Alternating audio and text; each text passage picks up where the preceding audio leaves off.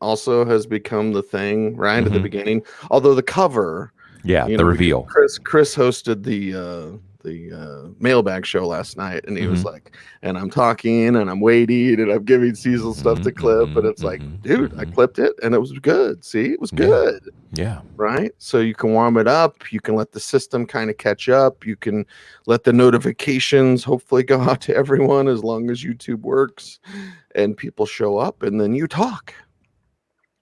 And then I clip. And the audio version, you just don't know. Mall people, they just don't know. They don't know. That's a deep cut from Just Friends, which is another movie you need to watch because it's amazing.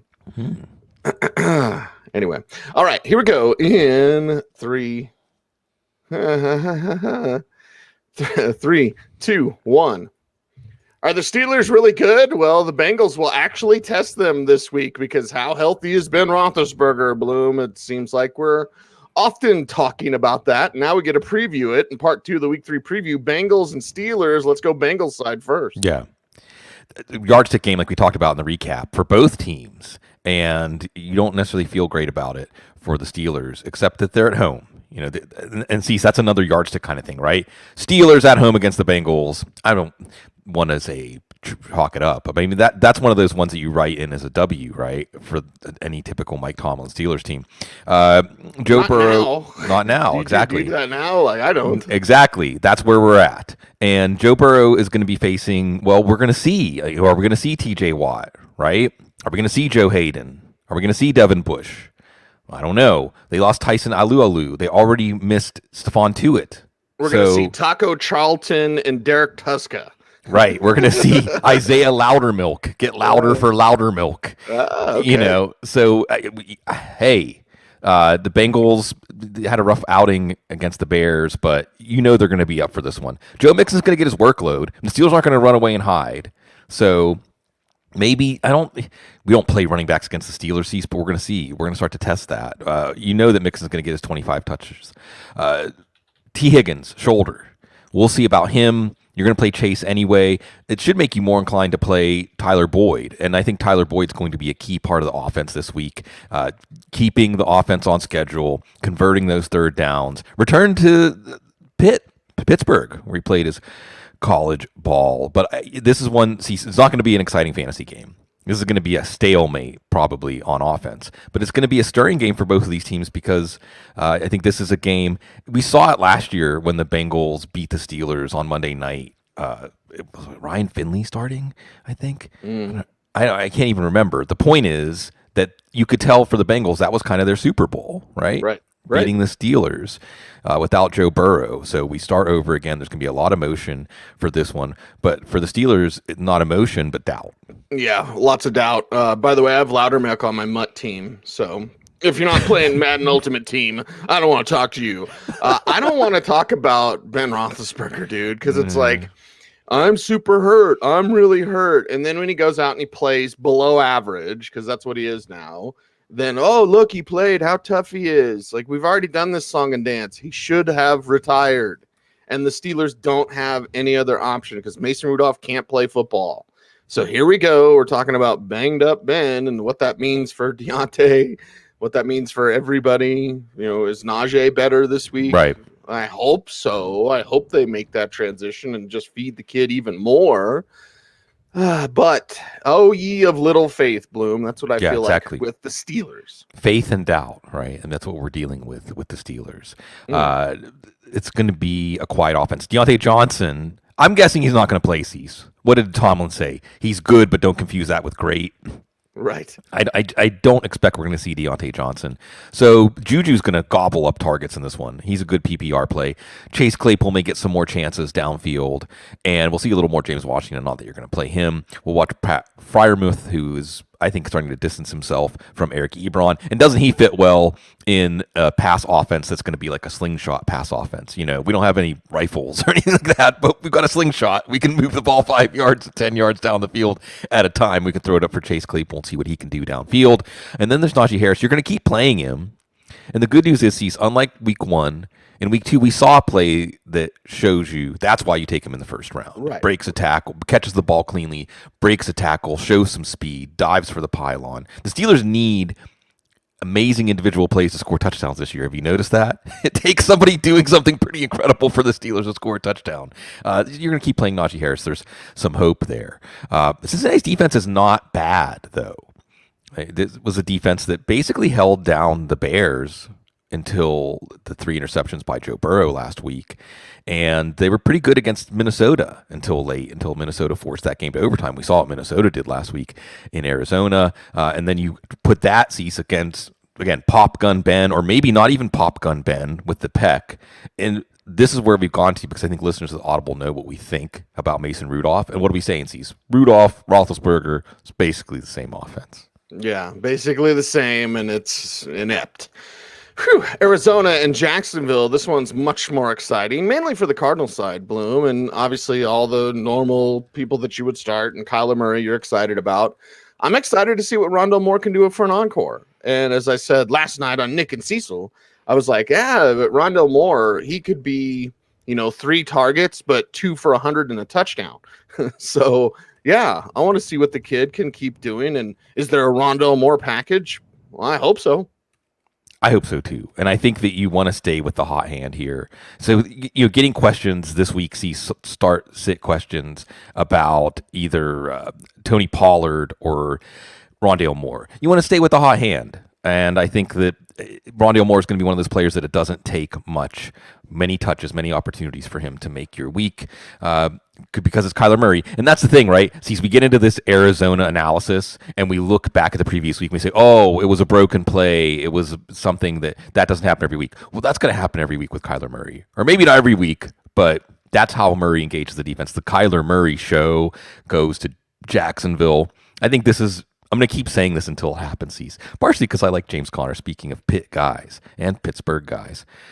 It's coming. There's going to be a second half that Connor gets to wear down the defense, breaks off a long run, gets some short yardage touchdowns. In a game like this could be a good established the run game. A.J. Green is still number 2 in snaps among the wide receivers. He's going to have a decent week one of these weeks.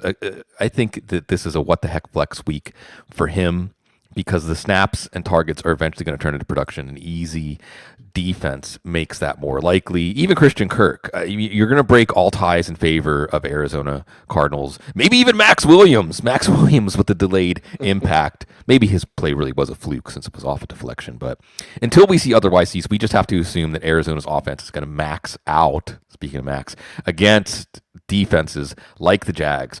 For the Jags, we just want to see, are they going to show signs of life, or is this team already looking forward to January?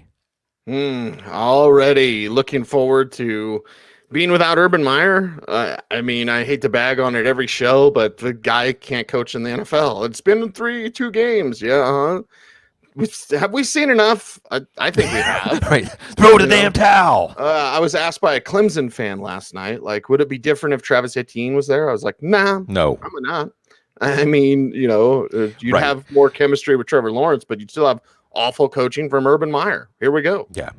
And see, so I think that's one of the hidden parts of the NFL that we don't highlight enough, or just it's hard to highlight. It's not something tangible, not something you can point to, but when it comes to coaching, culture, leadership on a team, that's in the end what makes these guys buy in. And when I say buy in, what I mean is put your body on the line, put your career on the line, put your life on the line for your team. And guys are going to be professionals. And of course, what drives this too is no matter how bad your team is, you're still competing for your future contracts, right? You're still competing for your future opportunities. So every player has something to gain. But that emotional edge is lost whenever you're not into it. Just think about you at your job, right? If your boss is running the business in a way that you don't really agree with and you don't really respect him or her, then you're not going to work as hard. You're not going to summon up your best work. And I think that's where Jacksonville is. Again, we've talked about Trevor Lawrence, who is growing up like a latchkey kid. There's just not much there for him guiding him right now. Arizona's defense didn't look great last week. So, this is a chance, like we talked about part 1, Cease. We're looking for these potential trap games. This is a potential trap game if Jacksonville can get it together, if Arizona's taking him lightly.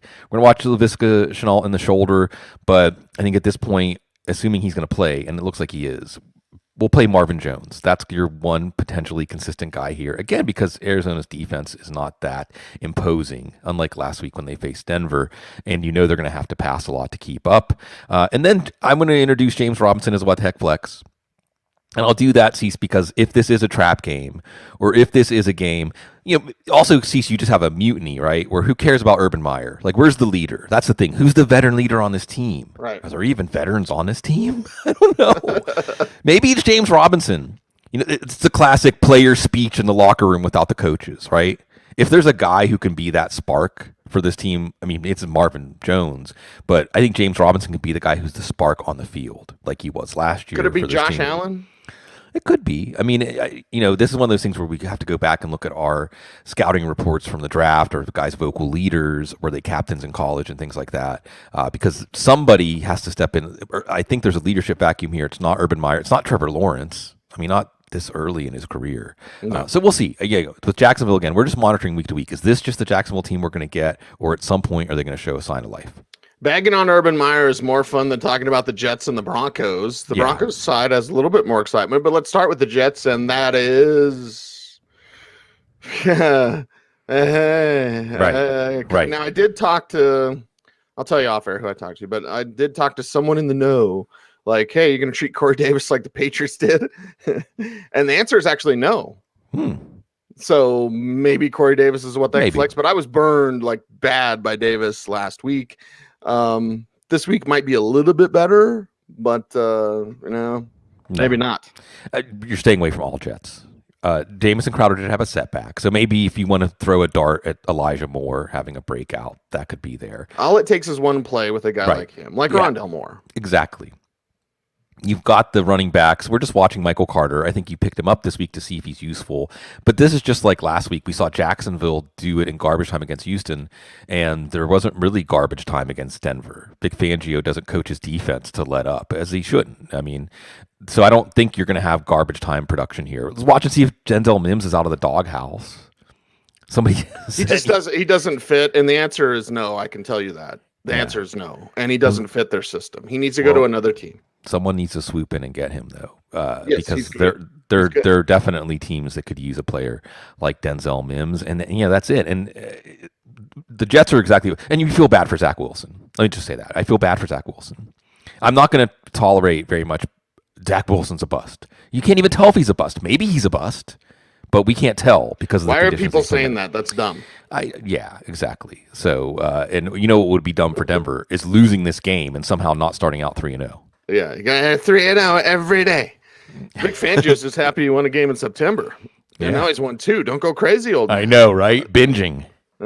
Teddy Bridgewater, though, and the way this thing is setting up, if you look at where to attack the Jets, and I have heard, again, I'll tell you off air from who, that the Jets are really worried about their secondary against this group of Broncos receivers. So if you look at your Broncos receivers, you have faith in Cortland Sutton now that he's back, and he blew up on my bench. But I said that last week, like if Sutton blows up on my bench, I'm fine because then I know he's back. Right. And then I know I can trust him. So who gets the Jerry Jeudy love? That's Sutton. Timmy Pat's out there as a what the heck flex doing his thing. Noah Fant is a tight end one that you can trust, which is very rare.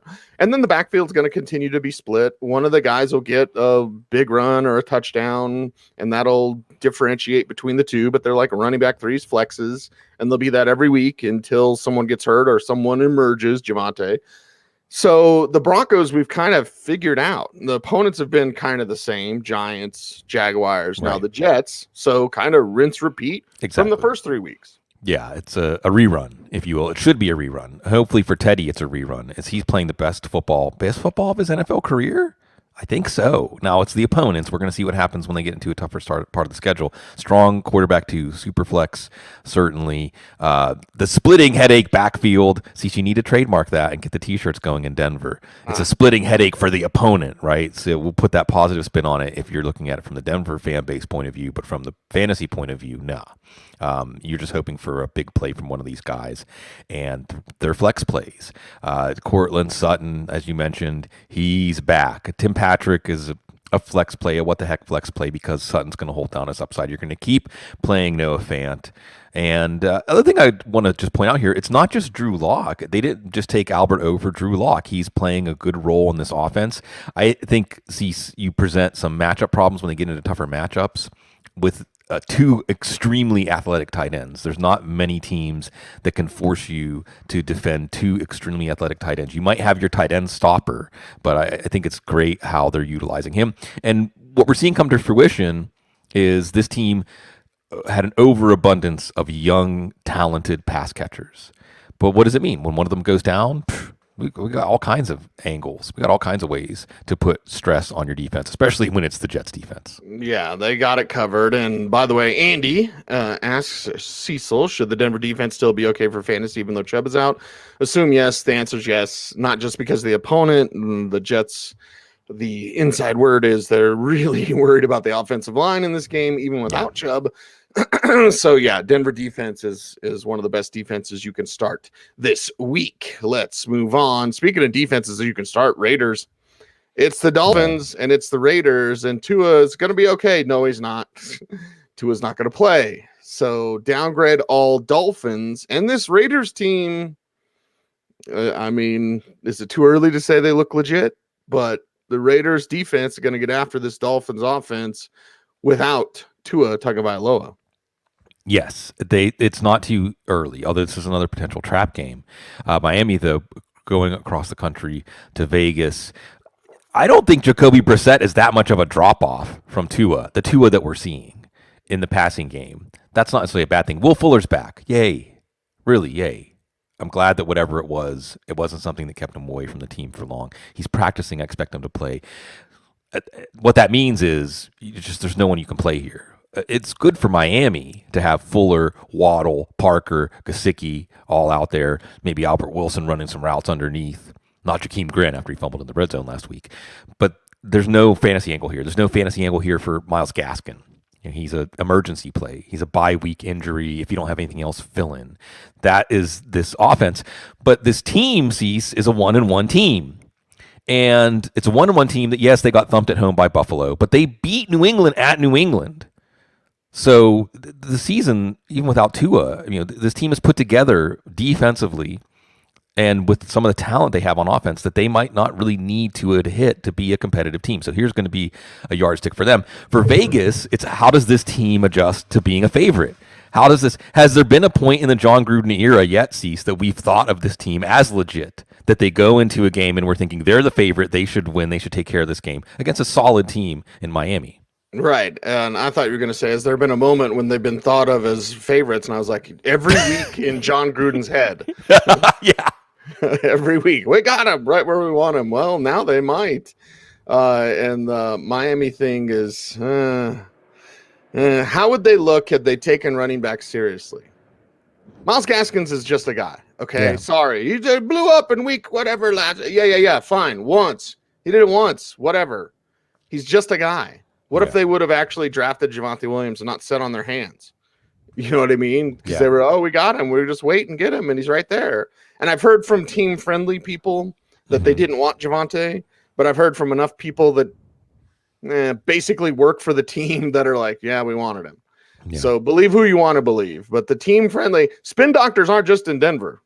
There's spin doctors with every team. So be careful who you listen to. Be careful, Raiders. Where's Jason? Why does Jason always miss when we talk about his Raiders? Right? It irks me because I get upset talking about the Raiders. Not because I hate the Raiders, but it's just like, it's the Raiders. Are we really going to trust the Raiders? Well, and fantasy GMs, I mean, they're obviously trusting Waller, but the Jacobs thing it's a mystery. Right? So you have some mystery with this team, even though Derek Carr's dealing. He is. And that's part of the mystery, by the way. So this is going to be an interesting game for Vegas. It's going to remain a pass-heavy offense. I don't think we're going to see Josh Jacobs. You are going to see Peyton Barber. So Kenyon Drake is still just a flex play, or maybe a running back 2 in PPR leagues.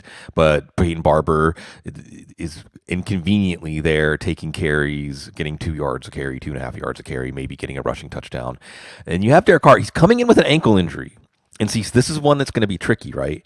Because when your backup's Nathan Peterman, if you can walk, like we may see the first quarterback on a crutch if the backup's Nathan Peterman. It's like, can you think you can play with like one crutch and just throw the ball? You know? So just because Derek Carr is going to play, and we'll see his practice participation, he's going to play. John Gruden say he's going to play. We're going to watch it.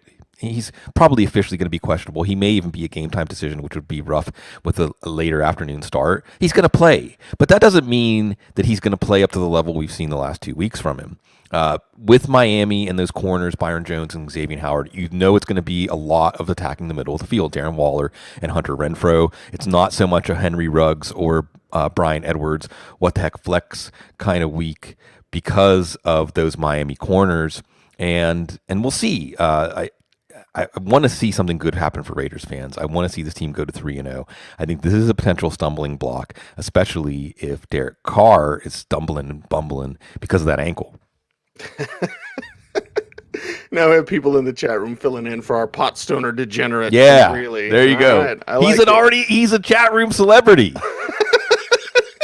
That's great. Yeah, that's awesome. Yeah, all of our chat room are celebrities. That's for in sure. our hearts. Yeah. Yes, in our hearts and our minds. And if you love the show, you want to support the show, check out footballguys.com and do all the YouTube things. It's very, very interesting that a lot of our audience will watch quite a healthy portion of these videos. Thank you for doing that.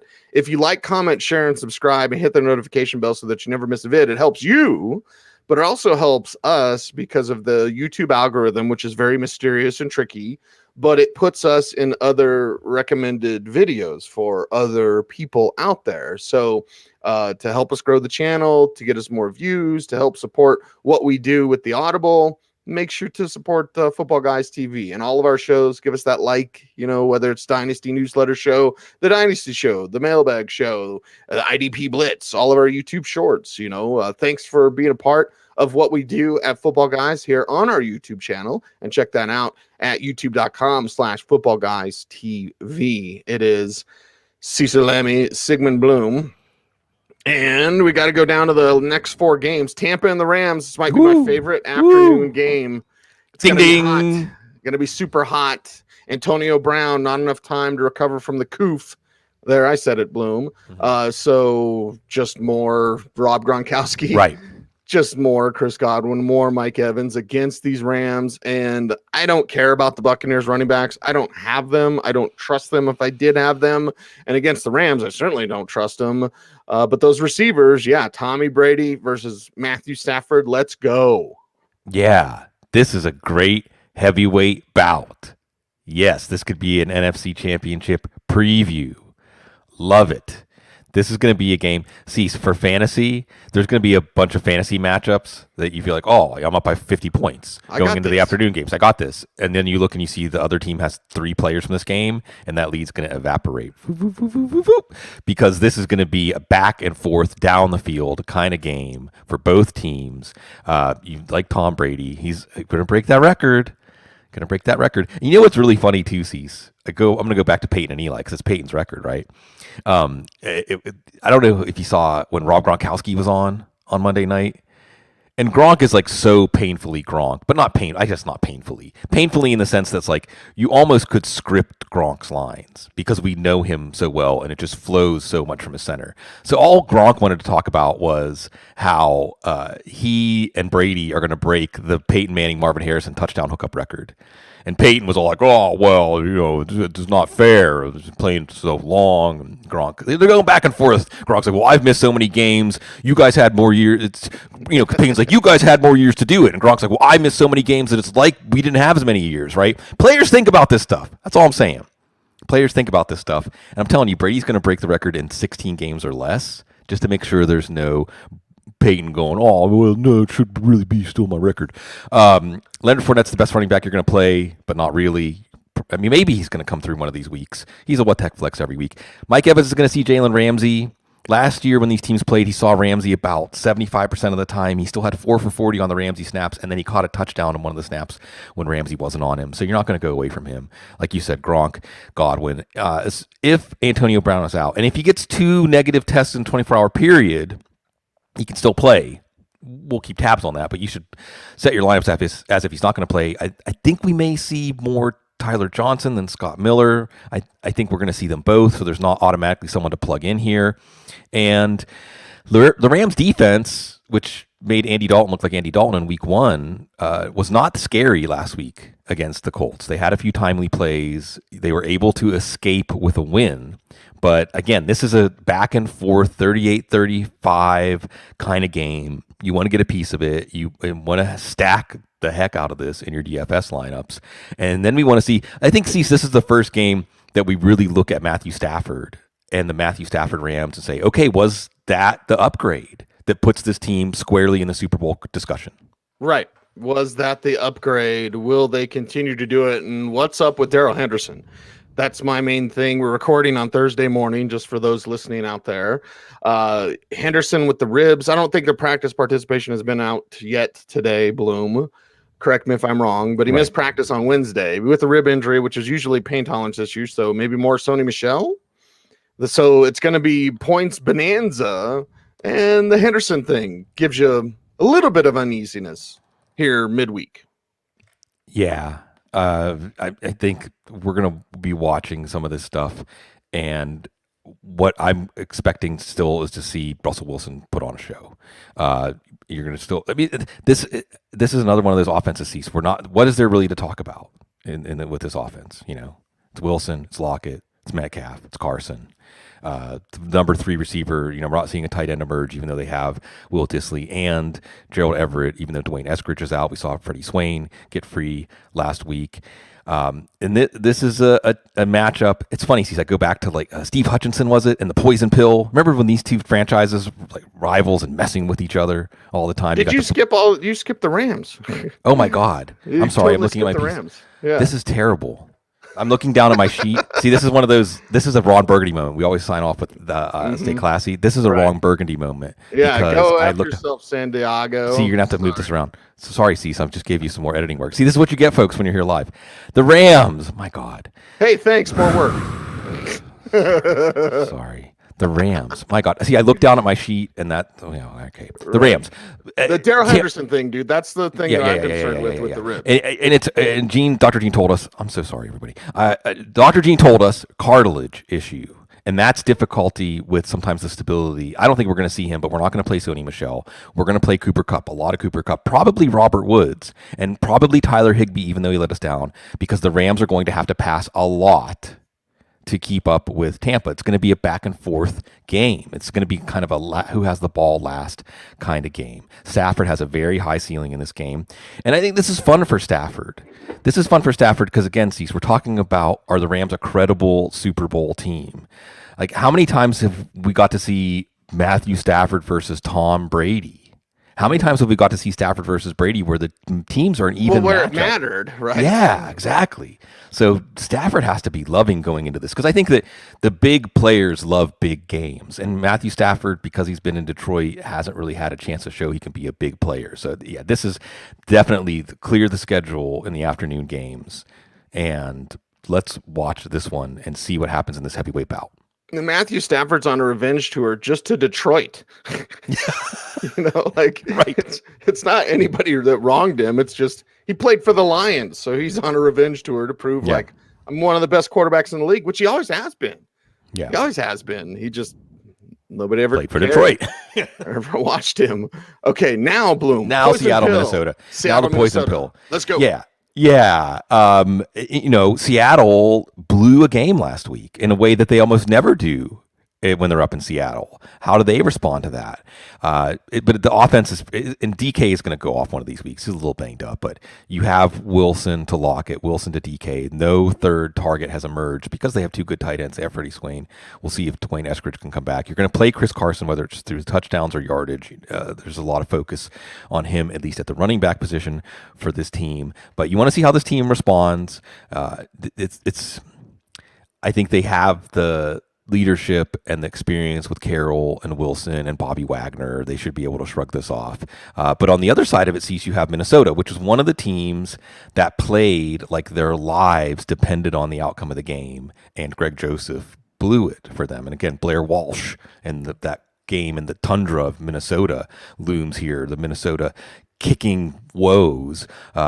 So I mean, maybe this week Mike Zimmer doesn't put it on the kicker, but it will be put on Kirk Cousins to keep up with Russell Wilson. Yeah, Kirk Cousins, let's go. And KJ Osborne's one of those like Rondell Moore type of pickups where I'm like, I picked him up, I'm happy. Does it keep it up? Does it keep going? Well, I don't have a tight end of note, so you're watching Dalvin Cook a little bit banged up. You're looking at Thielen and Jefferson and saying yes. And even Cousins. You answered a question earlier in the chat room, Bloom, that was pro Kirk Cousins. Yeah. So let's go. With a defense that is not going to keep games low scoring, Kirk Cousins is going to be a nice hit in fantasy leagues, especially 2-quarterback super flex leagues. Will Dalvin Cook play? Probably. It's an afternoon game. Let's keep Alexander Mattison in mind here. If not, Minnesota will try to establish balance. Cook's got those, had those couple of moments when we thought he was hurt last week, and it would be wise for Minnesota maybe to let up on Cook a little bit this week anyway, just because it's a long season, and this team, like we saw from them last week, is playing with urgency. And they lost a game in overtime. They lost another game that they should have won. They could easily be 2-0 with 2 road wins, including one at Arizona. So the season is far from over, but at the same time, when you're 0-3, it feels like it's over. And you mentioned KJ Osborne, by the way, again, because we expect Kirk Cousins to get well into the 30s in pass attempts, maybe more, depending on how Russell Wilson does. That KJ Osborne is the guy, and Seattle is definitely going to. It's that we're not going to let Jefferson beat us. We're not going to let Thielen beat us. That leaves Osborne out there open. And open he will get, and catches he will get. And Green Bay, San Francisco is what you'll get next on Sunday Night Football. And, well, damn it, the Broncos play. So we'll be doing this during the game. As far as the recap shows, just thinking ahead, I'm like, what's Sunday going to look like? We're going to miss this one. But what are we going to miss from the Green Bay side? And now they're feeling it. They got a little momentum, but last week's opponent is not this week's opponent. It was much tougher. So how does Green Bay respond now that fantasy GMs are like, I guess I can trust Aaron Jones and Aaron Rodgers and Devontae Adams. All right, what about this week? And we learned something about the Packers offense last week, unlike week 1. And what we learned is it's Aaron Jones well ahead of A.J. Dillon. Sorry, A.J. Dillon is just like Alexander Mattison. You're just waiting for an injury. He's not going to force his way into a committee. Aaron Jones is that good. Aaron Rodgers against San Francisco. San Francisco's defense is better. You're probably still going to stick with Aaron Rodgers, who has Devontae Adams. And then another thing that we learned, not so much learned, but it was reinforced, is Marquez Valdez-Scantling is going to get opportunities. He could have easily had 2 touchdowns in this game. Okay? We don't often say he could have had 2 touchdowns if Aaron Rodgers was more accurate. I think it may be the first time in the history of the show I've said if Aaron Rodgers was just more accurate. But on those passes, he wasn't as accurate. You have to think that he's due, Cease, just like James Conner every week. But if I keep doing this by week 7 or week 8, Cease, will you just stop me when I bring it up? Will you stop trying to make Marquez Valdez-Scantling happen? But yes. Yeah, I think so. Robert Tonyan's been good. But this is one, Cease, that this is not a good history for Green Bay. San Francisco, yes, they beat them last year when Nick Mullins was the quarterback. Okay, whatever. But they've gotten thumped in the playoffs. They've gotten thumped in the regular season by this team. So players know this stuff, right? Cease, we talk about this stuff and we bring it up as interesting storylines. Players know. Players remember. And I think this is one where, okay, yeah, you beat Detroit. Detroit was competitive for a half, well over a half. And if Detroit's coaches hadn't lost their focus, maybe it would have been longer than a half. San Francisco's not going to be as easy as Detroit. What's going to be easy is figuring out what's up with Brandon Ayuk. Mm-hmm. Kind of like the Denzel Mims thing. I don't think he's out of the doghouse. It kind of is. But again, are you preparing in the way the team wants you to prepare? Are you participating in the way the team wants you to participate? We don't really know that. We can gather clues. Yeah. Some of us can talk to some of the coaches, but like, what are we really going to learn? What do we really know? And that's the mystery here. So more Debo, and is Kittle going to show up? Right. A lot of fantasy gyms are like, come on, Kittle, come on. And I'm getting like some Kittle Fant questions. And I'm just saying, tell me about your opponent. Right. I'm just going to go with Fant. Yes. Until Kittle proves it. Yeah. Yeah, absolutely. I think that's for Kittle. This is a game. that you wonder, and this is where if you have Kittle, you hope that Aaron Rodgers is on because that's what's going to force them to pass more to Kittle and maybe force them to throw downfield to Brandon Ayuk. Ayuk's running those downfield routes. It's there, but it's Jimmy Garoppolo, man, and it's Jimmy Garoppolo in a defensive battle in week 1. Jimmy's not going to take any chances downfield. He's going to make sure he doesn't lose the game. That's how he's not going to. He's going to make sure he doesn't lose his job. His job. Thank you. If you don't lose the game, you don't lose your job. So I mean that's also rough for Ayuk. It's Deebo Samuel. It's more Deebo Samuel. Green Bay's defense is not good. See, I was wondering why they weren't talking about this on the Monday night game.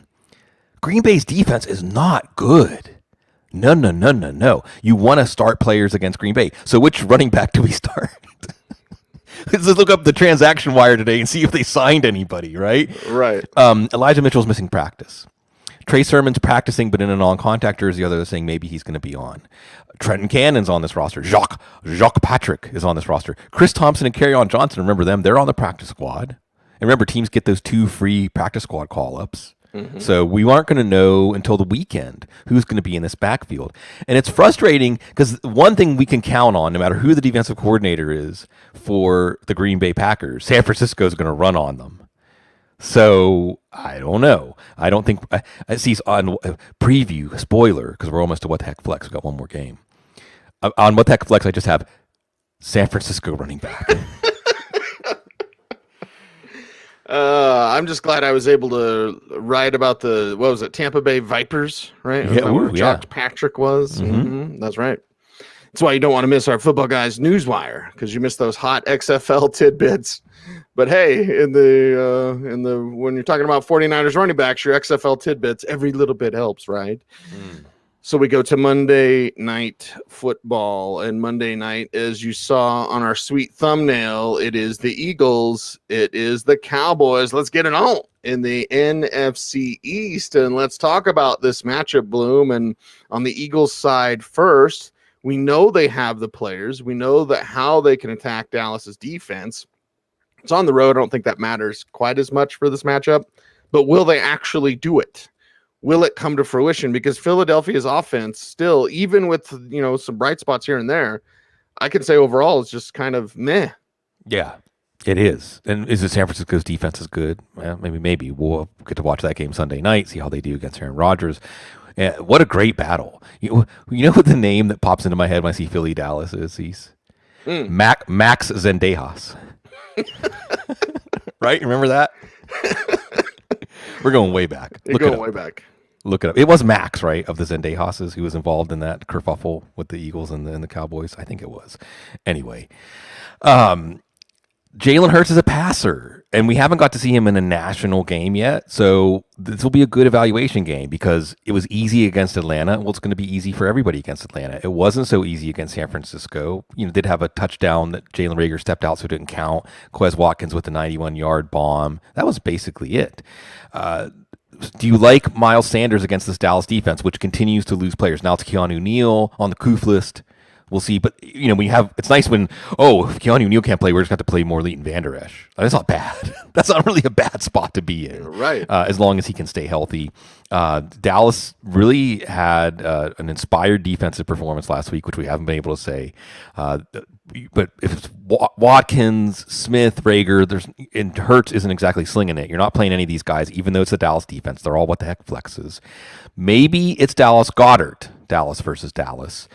If Zach Ertz, also on the Koof list, is not able to go, but we may not know that when we're setting our lineup. So stay tuned on that. Stay tuned into this game because this is going to be an epic, very dramatic, I think. Every time Philly and Dallas gets together, there's some sort of drama, right? Yeah. And the NFC East is just hanging in the balance. It's just hanging in the balance. And usually we're saying NFC least, right, Cease?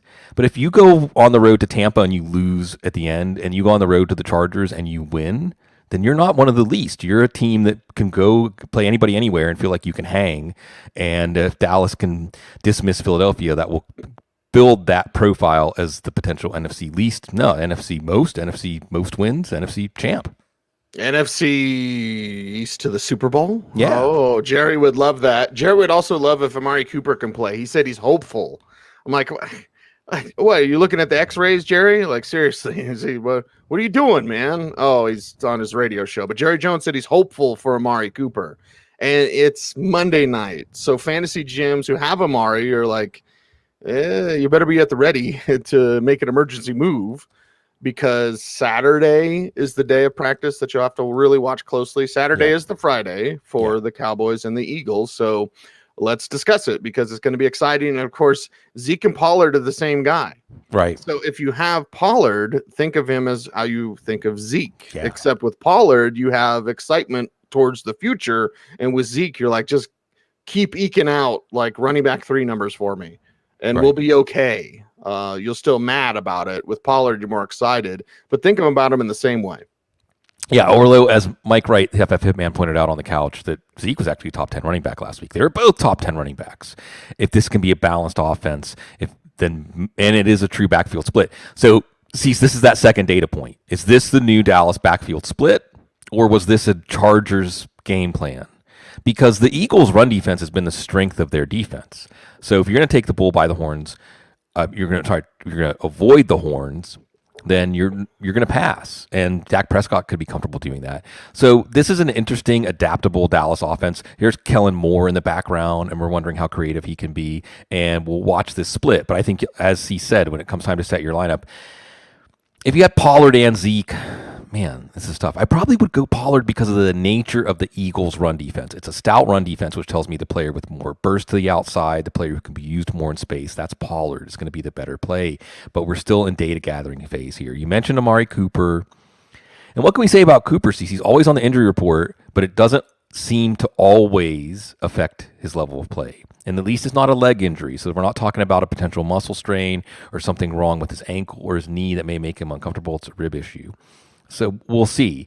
But you're playing CD Lamb either way. And then if Cooper's not playing, or they're saying Cooper's going to be limited or a game time decision, then that could give you, when you're setting your lineup on Sunday, a little more inclination to play one of the running backs.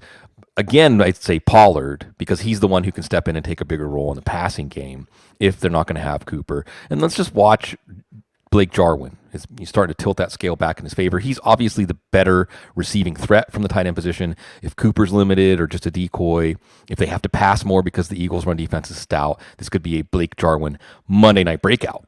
And now it's time for the ever popular bucket hat talk, Bloom. I think your bucket hat. You said before the show, you said, let's put ever popular in front of everything. The ever popular bucket hat. Well, your hat game and Sig Swag, I think is what they called it. Sig Swag. Yeah, another Audible instant classic.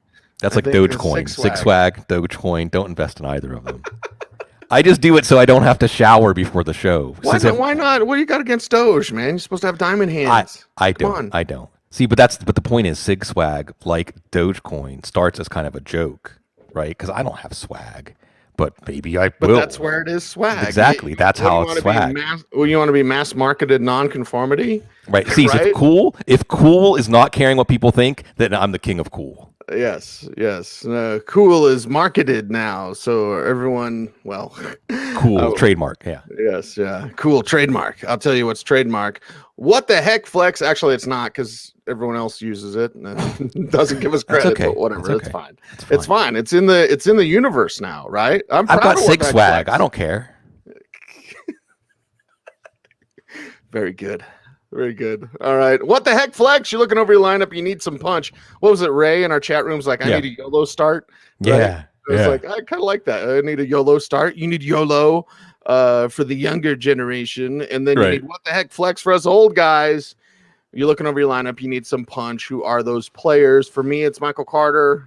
All it takes is one play. Maybe Denver lets their guard down, kind of like they did for the first drive in Jacksonville.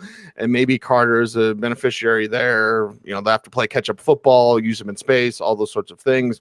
What the heck, Flex, for San Francisco RB? That's an old Tecmo Bowl reference, Bloom. I like that. What the heck, Flex, for Philip Lindsay against Carolina, of course, coming up. So we'll look over that. Zach Moss, to me, is what the heck, Flex. Sony Michel is what the heck, Flex. It's a rougher matchup against Tampa Bay, of course. To the wide receiver position, what the heck, Flex, with your Moores, with your Elijah Moore, with your Rondale Moore. What the heck, Flex, with CJ Osborne. A little bit more, maybe a little bit there. KJ Osborne, sorry. And, of course, what the heck, Flex, with Will Fuller. He's back. it's interesting. I want to see it. You want to throw a dart, want to throw a Hail Mary, then say that as a what the heck flex. Bloom, you look over your lineup. You need some punch in week 3. Who are some of your week 3 what the heck flexes? Yeah, see, I almost feel like in honor of my good friend Ray that we should have the what the heck flexes, and then the level below the what or above is the YOLO start. But you only get one. You only get one YOLO start, not a what the heck flex. I'm not saying we really need to do this because then we have to think more. Well, that's the last thing we want. But I like that, the YOLO start. The YOLO start. No YOLO starts this week. What the heck flexes? I mentioned James Robinson. If the Jags have a team meeting without the coach and say, who cares about Urban? Let's go out and play. Latavius Murray and Tyson Williams against Detroit, who's going to get the second half touches. James Conner and SFRB will have some more clarity. Odell Beckham, as long as he's on the field, you got to put him in with no Jarvis Landry. He's going to get those opportunities. Mentioned Tyler Boyd. How about Jalen Guyton? I mentioned Jalen Guyton. He's the clear number 3 receiver. He's a deep threat, and the Chargers are going to have to put up some numbers AFL style to keep up with Kansas City. Hunter Renfrow should get a ton of targets against Miami. Slayton and Golladay, and maybe this is one of those moments where we say that a player comes up in what the heck flex when he was drafted in the 6th round of fantasy drafts. That's not great, but I think this is a Kenny Golladay get right week. Darius Slayton going up against Atlanta. Darnell Mooney with Justin Fields. Now you can game plan with Justin Fields, and Cleveland's defense doesn't really scare me, so this could be a Darnell Mooney deep all week. And yes, I'm going to keep trying to make Marquez Valdez-Scantling happen until Cecil tells me to stop. I was looking for my Football Guys Players Championship coin. Oh, man, yes. All I found was a Black Eyed Joe sticker. I have to find mine, too. My coin's in the garage. It's in the garage. Yeah. That's my retirement fund. Like those taxi driver coins, I don't know if they're worth anything now in New York City. Thanks, Uber. Oh, wait, I just lost our Uber sponsorship now. Right. Never make fun of a potential sponsor. It's why I love Dodge Rams. Yeah. Anyway. As you drink your... Oh, no, you don't drink your Starbucks coffee. You drink your alkaline water. Sip my tea. There's some tea for you. It is a wrap. Hey, you love the show. We love you. And support the show. Go to footballguys.com. Orange button in the top right-hand corner says join now. So join us on this fantasy football journey. We are here for you. Save time, worry less. It is footballguys.com. And that's what we're here for. We're your guide. You're the hero. So go out, win, talk a bunch of smack to your league mates, and do it with us. We'll do the heavy lifting. You do the winning. Sounds like a great idea. So go to footballguys.com, click the join now button, and join us. Also, that free daily newsletter written by me, Sigmund, Joe Bryant, hell of a trio right there as well. So that free daily newsletter, you want to dip your toe with us, understand? Appreciate you for doing that as well. Sign up for the free daily newsletter as well at footballguys.com. He's Sigmund Bloom. I'm Cecil Lammey. We are the Audible, everyone. Thanks for watching. Thanks for listening. Stay tuned. And as always, stay frosty.